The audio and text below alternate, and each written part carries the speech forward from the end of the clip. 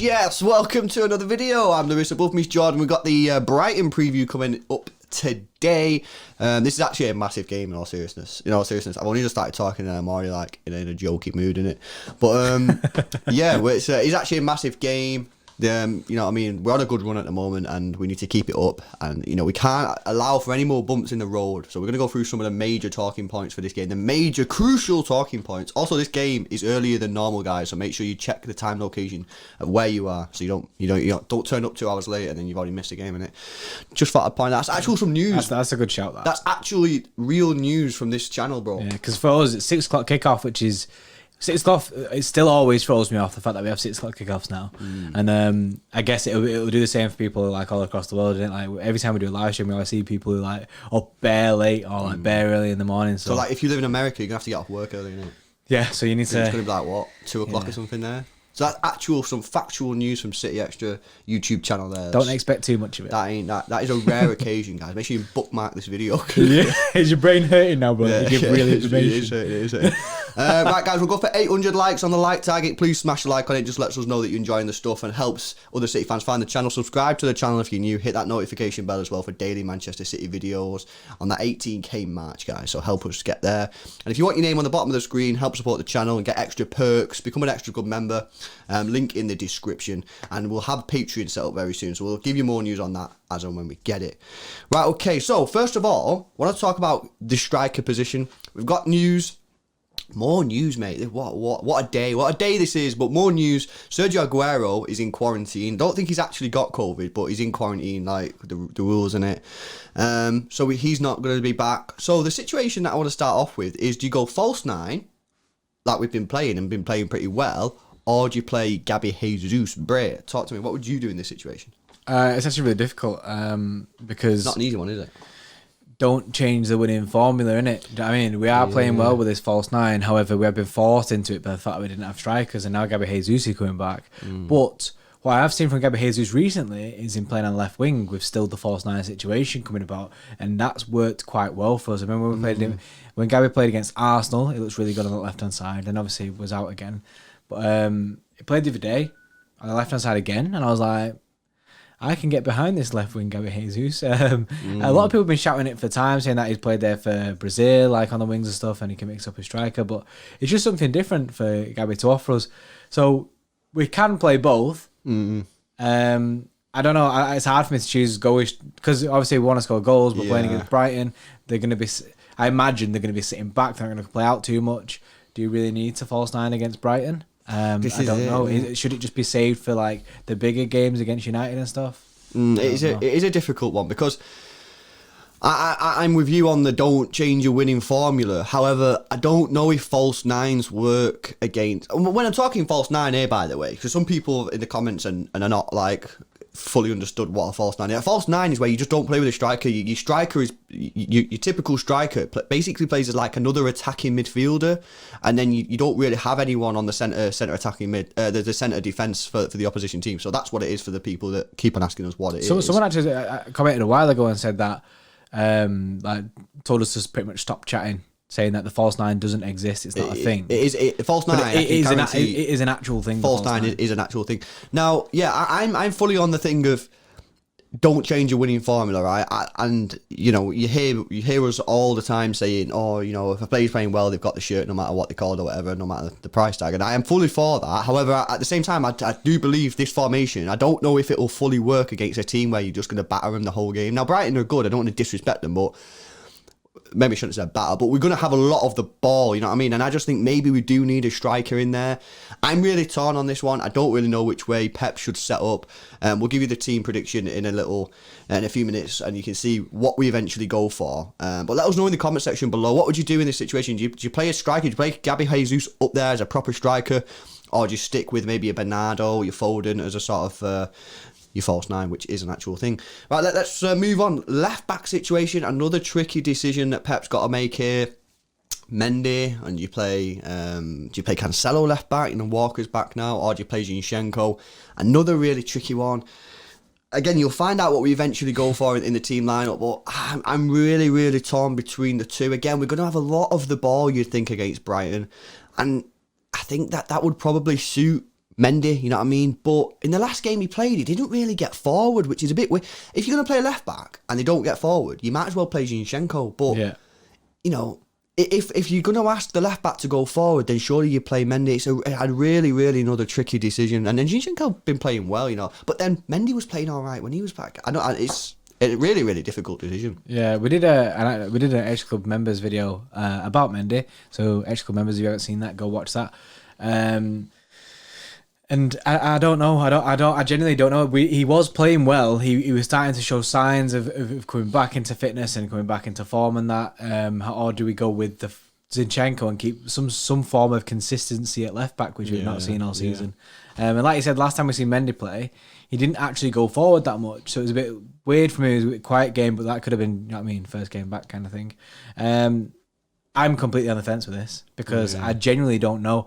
Mendy has the ability to offer so much going forward that it'd be meant to play him. So I don't know. I don't know. But Zinchenko, consistency, and it guarantees you a solid performance. Yeah. I don't know, man. I don't know. It's another tricky one. You know what I mean? If say for example we play Zinchenko and then we don't win or we struggle to create, you can look back at the end of the game and go, well, if you would have played Mendy and told Mendy to get forward, it would have been an extra threat. You know what I mean? But then Zinchenko just offers you that extra solidity, you know what I mean? And some people might be like, well, we don't need that extra solidity at the moment because our defence is min. Yeah, but you play Zinchenko in there and he does provide that extra little bit of solidity. I know he's at fault for the Chelsea goal, but it's a tricky one, guys. Again, let us know in the comment section below what you do. Again, we're going to give you the team lineup in just a second. The last decision that he's got to make, and this is another big decision, and one that if he makes decision A, the decision that I would go for, tells me a lot about how he rates the other player, and this is a central midfield position. That was a bit of a riddle, that wasn't it? I didn't even know what I was doing myself. He's going down a tunnel. My brain was just like going, where are you going with this, LB? I don't know. But basically, the central midfield position, we called in the last game for Fernandinho to play. Not the last game. What was the game before that? United, yeah. And we said Fernandinho to play. He played, and he was excellent. One of the players of the game. He was up there, man of the match type thing.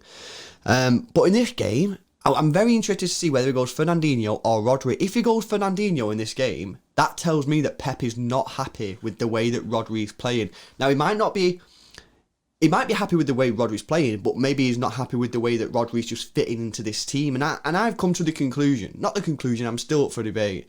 This video is very hard to understand, isn't it? But I'm very much of the opinion at the moment that I'm being led down the path that Rodri is a good player, but I don't know if he's ready for this league. Not ready. I don't think he's suited to this league. You know what I mean? I think he's just more suited to somewhere like Spain.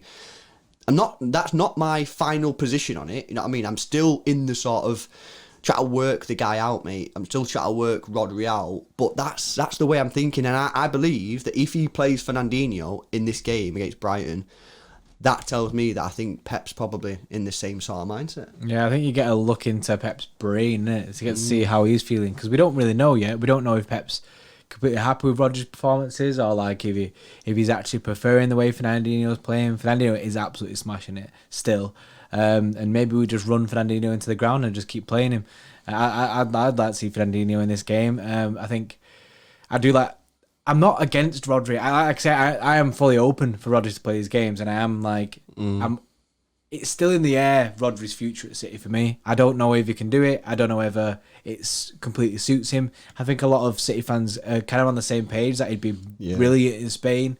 I agree, but I don't think any City fan. Well, some City fans might have made the decision, but I think most City fans are in this limbo position with Rodri. I think most City fans are sitting there going, he's got the ability to be a centre mid and dominate that midfield and just dominate possession and basically set the tempo of the game. But we're not really seeing that at the moment. But I can see it in him that he has the ability to do it. But it's breaking that mold. Yeah, I'm still sat here going, is he suited to the English Premier League? I don't know. I don't think he is, but like I said, I've seen stuff in him which shows me that he might be able to do it. I don't know, and I think that's what most City fans will be saying. Let us know in the comments what you think. Right, let's go for this team lineup then, and let's pick what we eventually go for. So as always, I'll get us kicked off with the defence. So Ederson returns from his COVID. Cancelo right back. You know, it's a madness that Walker. We're not. You know, a month ago we were talking Walker is up there with player of the season type of awards so far. He was absolutely phenomenal, but Cancelo's come in and yeah, he's got the shirt. He's playing very well, so he stays at right back. Stones, Diaz, don't mess about, keep them in. And we've gone for Zinchenko. However, I'm not really asked who plays, and actually, I don't know if I would prefer Mendy. I keep switching between the two because I'm not really that fussed. Yeah, so basically on the lineup we'll put Zinchenko / Mendy. We'll let you decide, innit? Because that's the easy way out for both of us. And then as well with the Cancelo situation, I think because Brighton will have much more of the ball. Cancelo does offer a lot going forward. We've seen him come in pretty much as a midfielder. He doesn't really play that right back role, even though he is a right back. And he's created quite a lot for us, so I think he could do bits.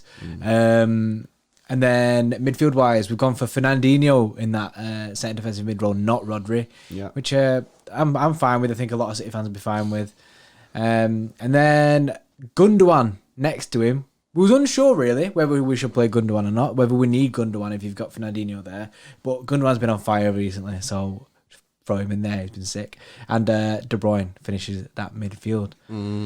Yep, and up top we went with what we always say, and it's stick with the winning thing, which I don't know if this is going to be the right decision, but we've basically gone Jesus left wing, Bernardo is that sort of false nine type position, and we've gone Sterling right wing. However, to be honest, right now I'm not really asked who plays right wing. You know what I mean? You could put Bernardo there, you could put Raheem there, you could put Mahrez there. I'm not really bothered. Mahrez had a decent game as well in his last game. And you know what's funny as well? We always say you got to start Foden, and then when I come to actually do the team, I'm like, how does he get in there? You know what I mean? Maybe he gets in as a winger. You know what I mean? But then Jesus would have to play as a striker, and then Foden plays left wing. Maybe that's how you'd fit Foden in there. That could happen. I don't know. I honestly just feel at the moment we're in a position where we're actually being kind of spoilt. You know, a lot of the players are playing well. It's only sort of our wingers really who are not quite on form. You know, Mahrez hasn't really. You know, he's not really getting the goals that you'd expect him to. Obviously, Phil Foden's not a winger, but has been playing left wing and.